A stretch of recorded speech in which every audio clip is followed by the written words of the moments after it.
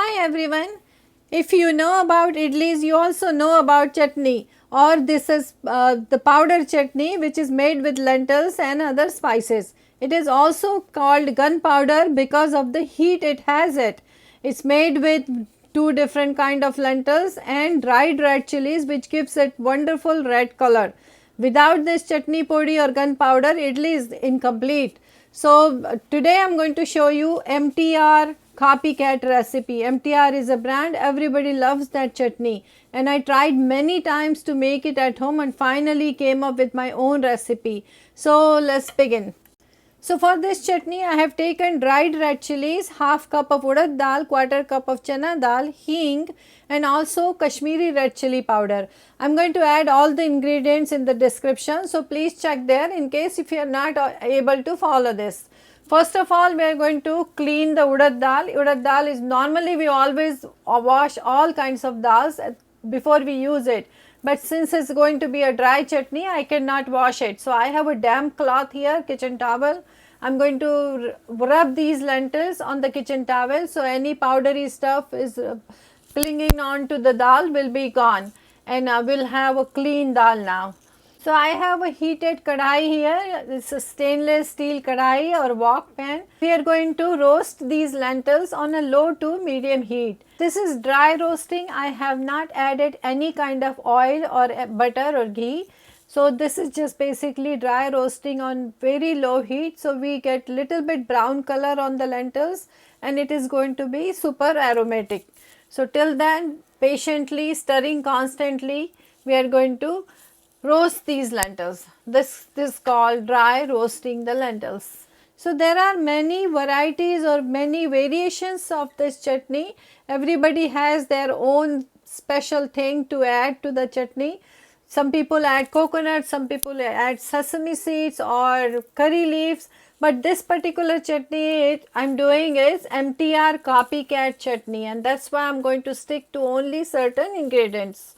So I just added a piece of tamarind. This is dried preserved tamarind which is preserved in salt. I am going to roast this tamarind also along with lentils, so it will get little bit crispy, and when we grind it is not going to be lump up.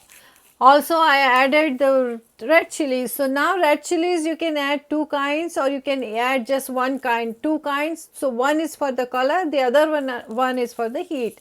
But if you really like spicy, very spicy, add only the hot kind, or vice versa, means if you do not like the heat, add only Kashmiri red chilies which is wonderful in color. So when the chilies are heated up and little crispy, we are going to let it cool down completely. We are not really roasting the chili, we just want them crispy so they grind well. So let's transfer it to our blender jar. Along with this, I am also adding 1/4 teaspoon of hing and half a teaspoon of jaggery, or it is also called gur. Since we added tamarind to balance the tartness from tamarind, we need to add gur. It is such a small amount, but it is going to make a huge difference. Along with that, I also added salt according to your taste. Now I ground it in a coarse powder. It's not really very fine powder, and this is what you want. You really want it coarse. You want that texture when you mix it with idli. It tastes wonderful. Now I am adding 2 tablespoons of Kashmiri red chili powder. This is absolutely for the color. We want that bright red color in the chutney, and this Kashmiri red chili powder is going to give it that wonderful color. So our chutney is ready. I am going to transfer it to a bowl, but we have another step remaining. It's not completely done yet.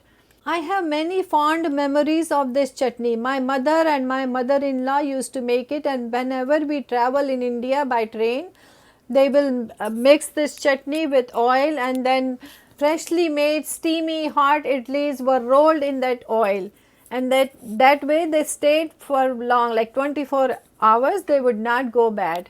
Now I have heated a very small amount of oil, like half a teaspoon of oil, and then I added mustard seed to it. I want those mustard seeds to pop. So I don't really want much oil. I just want enough oil to pop the mustard seeds. And then I switched off the heat and then I added chutney to it. That is going to give it wonderful flavor. So now our chutney is ready. You can see it looks pretty and it is going to taste wonderful. This is Copycat MTR chutney. If you are a big fan of MTR brand chutney, please do try this. This tastes wonderful just like that.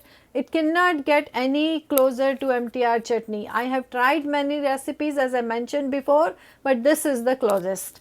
So I hope you enjoyed the recipe. Please do make it and let me know in the comment if you like it. Thank you for watching and we'll meet you soon with another simple recipe like this.